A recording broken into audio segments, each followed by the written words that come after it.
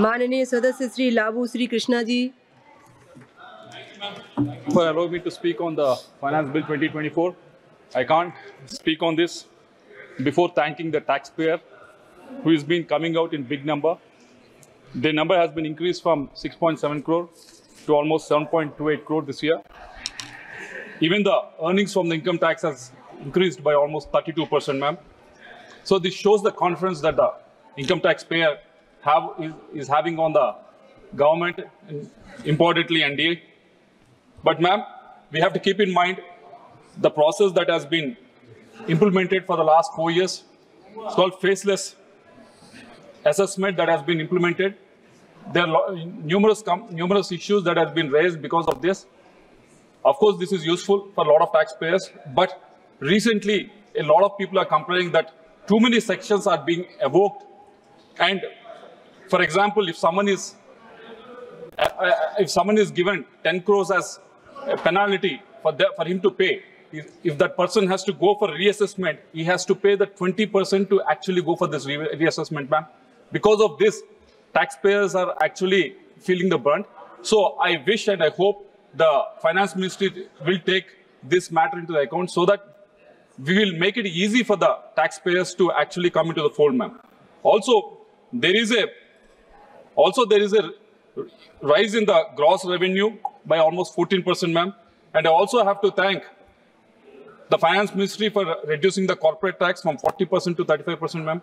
Also, we have made numerous representations to the Finance Minister regarding the angel tax that has been levied. And this is a boon, ma'am, that Finance Ministry has removed this. And this will help startups to the whole ecosystem will develop in the next few years to come.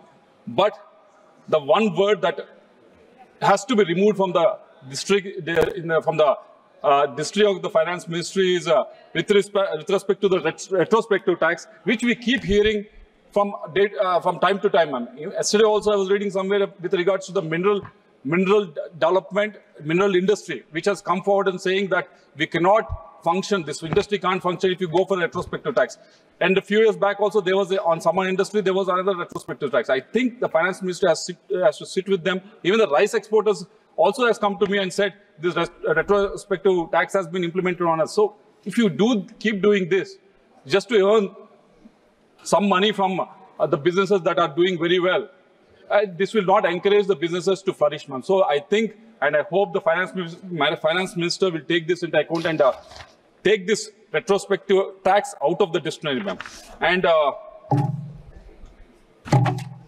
And coming to the capex expenditure, there's been almost 17% increase, and this government has been doing it for the last 5-6 years. That the capex has been the main go-to area where the development in the country is been happening, and every year this capex expenditure has been increasing. And this year almost it's 11,000 crores has been put in place for the capital expenditure, ma'am. But the problem is the last year, out of 10 lakhs that had been earmarked for the capital expenditure, only 9.48 lakhs has been spent, ma'am. So almost 52,000 crores was not even spent on the capital expenditure. So I request the Finance Ministry to actually look into it. Having the capital expenditure of 11 lakhs or 11.5 lakhs is one thing, but actually spending it on the ground is a different thing. So I hope the Finance Ministry will look into it. And the second point being, ma'am, with respect to a lot of members have raised this point with regards to the reduction of long-term capital gain tax from 20% to 12%, ma'am. And they also mentioned about the indexation. A lot of members have been mentioned about this, ma'am. And there's a lot of talk also outside. So I hope and I expect the Finance Minister to look into it, so that because this is hard taxpayers' money, ma'am. Also, middle class people are being affected on this, ma'am. So I think there should be a relook at this indexation so that middle class people, because they think real estate is one thing that they can safely invest in.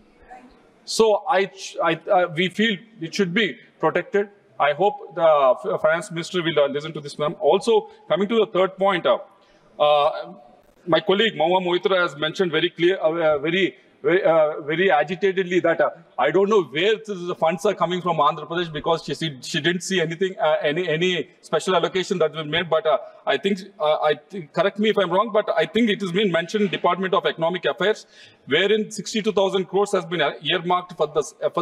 For the entire amount has been earmarked for capital expenditure as also for the new schemes that have been announced, ma'am. So I hope and I wish this Purvodaya scheme, which has been announced for Andhra Pradesh and all the other eastern states that my colleague has mentioned, I hope this 62,000 crores will be given to us, and majority will be given to Andhra Pradesh, ma'am. And coming to the point number 4, ma'am, with regards to the clauses, which are from clauses from 88 to 99, which deal with the Vivad Se Vishwas. This has been a scheme which has been in effect for the last 4 years.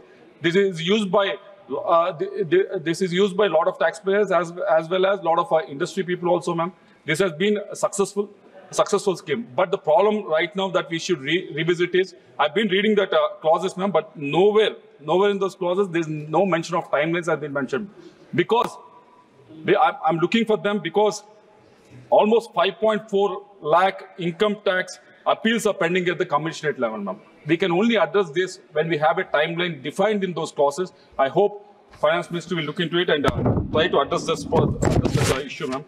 And also, coming to the point number 5, ma'am, with regards to the healthcare, we have done amazingly well in the last 10 years or so. Numerous medical colleges, AIIMS has been developed, and also number of postgraduate seats has been increased. But we should, but there's a 18% GST on health insurance policy.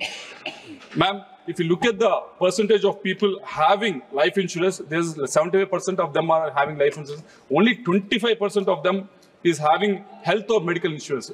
There is uneven numbers that are here, ma'am. It should be the opposite way. More people should have the health insurance or medical insurance, and less people to have the life insurance policy, or equally at least. But somehow it is skewed in one direction. It can be addressed only if this GST can be reduced so that more people can have access to the medical insurance and health insurance, ma'am. Also, coming to the point number 6, ma'am, with regards to the agriculture. Agriculture, yes, we have come up with numerous schemes from the central government. Every year, central government is giving 6,000 rupees for every farmer, PM Kisan Nidhi, and there's a soil health card being given, and various other schemes. Insurance also has been given. So various other schemes have been given from the central government, and there's a definite drive from the central government to improve the conditions of the farmers and double the farmers' income. But we need to review the 20% GST, 12% GST on the agriculture equipment, 18% GST on the tractors and machines for processing and milling, and 15% GST on pesticides. I think instead of having these many numbers of percentages and these many brackets of GST numbers, I hope and I wish Finance Minister will come with a lesser number, like how they have it 5% for fertilizers. I hope all the others also will come into the same bracket so that the farmers will get benefited, ma'am. Also, coming to the textile industry, which is one of the backbone of my district, ma'am. There are a lot of textile parks are there, a lot of textile industry is there, a lot of yarns are there. But the problem that they have, and the Finance Ministry, we request you to look at it, is with regards to the 11% import duty which is levied on the cotton that is imported, ma'am. Yes, we have to protect the farmers, and Cotton Corporation of India is buying the cotton from the farmers at a good price. Yes, we appreciate that. But at the same time, protecting the farmers is one thing, but protecting the industry is also is our duty. The only way we can protect the industry is actually giving them the enough raw material so that they can produce good quality products and be competent when they export it to the other countries. They have to compete with countries like Bangladesh and Vietnam. They can only be competent when these raw material that is needed for these cotton mills are provided at a reasonable price, not by the government, but I'm saying if the import duty of 11% is decreased, they'll become much more competitive, ma'am. Coming to the handlooms, again, it's a huge employment generator, ma'am, across the country. And also, we take pride in the handlooms for so many centuries, ma'am. And Prime Minister keeps on talking about handlooms and handicrafts every year, ma'am. But there is also a growth of 5 to 7% in the last 5 years with regards to the handlooms, ma'am. But the problem is with regards to the National Handloom Development Program, the estimates as well as revised estimates every year has been decreasing, ma'am. In 2021-22, it's 485. It has reduced to 200 crores. The estimates have reduced to 200 crores from 485 crores. And revised estimates from 2021 344 crores, it has reduced to 156 crores in 2023. So I think I wish that handlooms is one of the backbone of our country. We pride about it, handlooms and handicrafts. So I wish the finance minister will look into it. Ma'am, less than 2 minutes, ma'am, because I'm the only speaker for my party. We have enough time, ma'am. And also coming to the SEZs in the textile industry, ma'am. There's a friend of mine, Mr. CM Ramesh. In his constituency, there is a company called Brandix, which employs almost 30,000 women, ma'am, in this industry.